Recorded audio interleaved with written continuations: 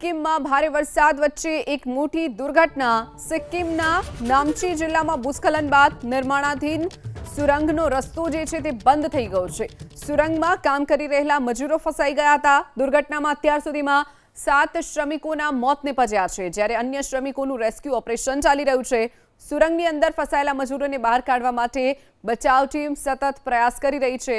અચાનક થયેલા લેન્ડસ્લાઇડના કારણે સુરંગનો પ્રવેશદ્વાર કાટમાળમાં બંધ થઈ ગયો હતો।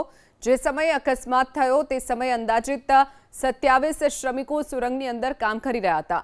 રેસ્ક્યુ ટુકડીઓ કાટમાળ હટાવવા અને સુરંગની અંદર સુધી પહોંચી અને તમામને સુરક્ષિત બહાર કાઢવા માટે પ્રયત્નો કરવામાં આવી રહ્યા છે।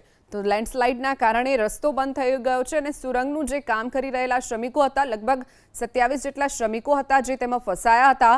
ઘટનાની જાણ થતાં જ રાહત ટુકડીઓ ત્યાં પહોંચી હતી અને બચાવ કામગીરી હાથ ધરી હતી। અત્યાર સુધીમાં 7 શ્રમિકોના મોત થયા હોવાનો આંકડો સામે આવ્યો છે।